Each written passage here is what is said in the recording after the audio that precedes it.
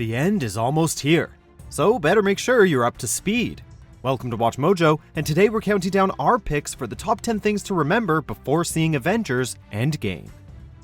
Think you know the Marvel Cinematic Universe? Click here to take the new MCU trivia quiz on WatchMojo.com. For this list, we're counting down important plot points that you should probably remember before the fourth Avengers movie hits screens. Number 10, half the universe is dead. You should have gone for the head.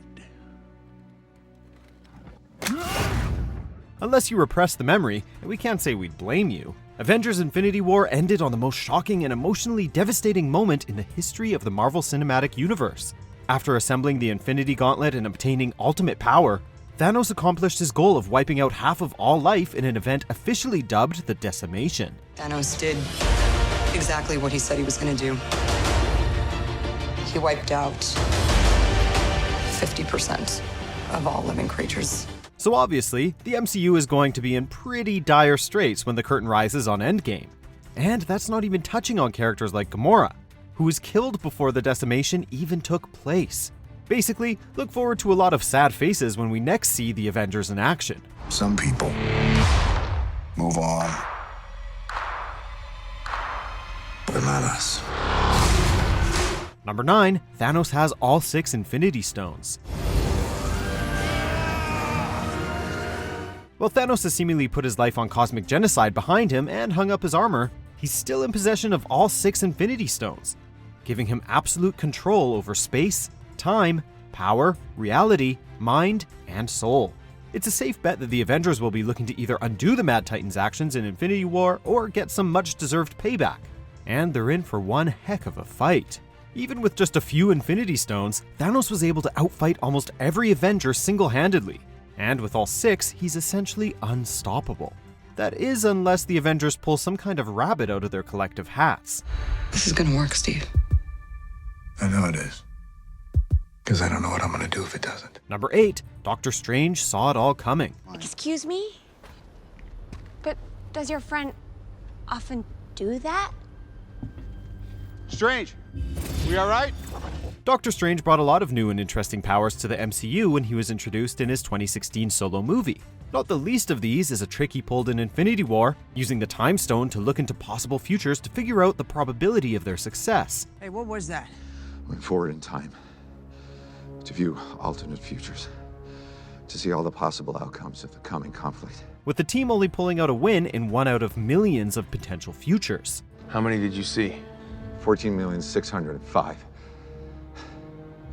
How many did we win?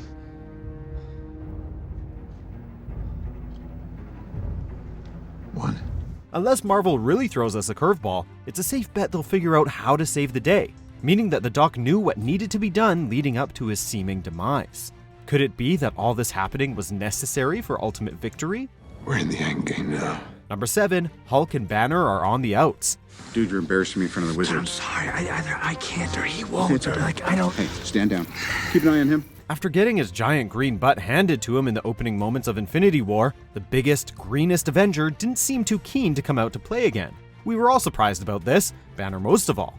Heck, Marvel even inserted some shots into the film's trailers that threw viewers off of this plot point.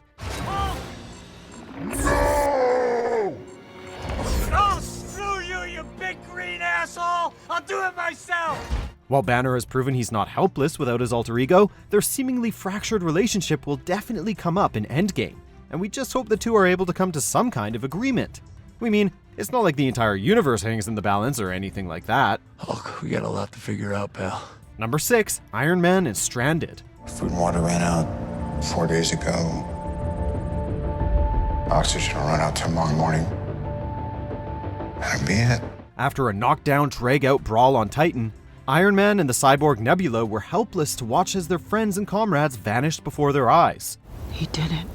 Judging from the trailers for Endgame, it looks like the pair will be using the Benatar, the ship used by the Guardians of the Galaxy, to escape into space. But then it also looks like they'll be having a tough time out there. We're just curious what the relationship between these two wildly different characters will be like. What do a genius super scientist playboy and an unhinged cyborg alien even talk about on an extended road trip through space? When I drift off, I will dream about you. It's always you. Number 5. Thor's new weapon. Where we have to go is Nidavellir. That's a made-up word. All words are made up. Nidavellir is real? Thor proved that he's not actually the god of hammers in the epic final fight scene of Thor Ragnarok, seemingly putting his days swinging the mighty Mjolnir behind him for good. But when Thanos came a-calling, the god of thunder decided that maybe having a suitable weapon would even the odds. Thankfully, he obtained an awesome replacement in the form of Stormbreaker. You guys are so screwed now! Heftier and more powerful than Mjolnir, Thor's new weapon also has the ability to teleport the Odinson and others via the Bifrost. And it might not just be a neat detail that his handle is actually Groot's arm. Could it have some special properties we haven't seen yet? Bring me Thanos! Number 4. Valkyrie's fate is unknown. We need another ship. That will tear mine to pieces. She's right. We need one that can withstand the geodetic strain from the singularity. And has an offline power steering system that could also function without the onboard computer. And we need one with cup holders because we're gonna die, so drinks. Speaking of Ragnarok, we definitely weren't the only audience members wondering where Valkyrie, to say nothing of Korg and Miek, were spending their time during Infinity War. While we at least saw them on the Asgardian refugee ship, they were missing when we saw that same ship in the wake of Thanos' attack. Smile. For even in death, you have become children of Thanos. Co-director Joe Russo confirmed that she escaped with some other Asgardians via the ship's escape pods. But where the heck was she for the rest of the movie? We just hope she turns up safe and sound in Endgame, swooping in to save the day with a certain Rocky freedom fighter and his insect sidekick in tow. Oh, Mick, you're alive! He's alive, guys. What was your question again, bro? Number 3, the Vision is dead. Maybe? Your mind is made up of a complex construct of overlays. Jarvis, Ultron, Tony, me, the Stone. All of them mixed together. All of them learning from one another.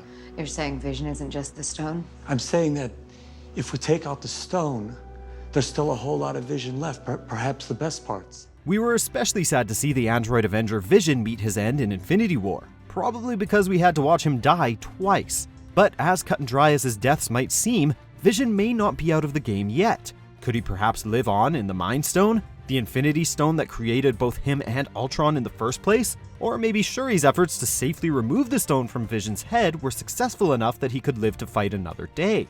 The structure is polymorphic.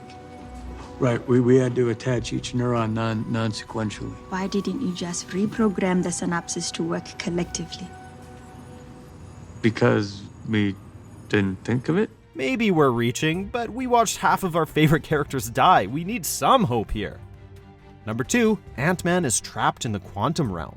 We need all hands on deck. Where's Clint? After the whole Accord situation, he and Scott took a deal. It was too tough on their families. They're on house arrest. Who's Scott? Ant-Man. There's an Ant-Man and a Spider-Man? After the soul-crushing ending of Infinity War, Ant-Man and the Wasp was just what we needed. A fun, lighthearted superhero romp that didn't pull our hearts out and stomp on them. At least not until the film's post-credits scene. Hello? Ha ha, very funny. Hank, quit screwing around. You told me yourself not to screw around. Hank! Hope? Janet! Guys.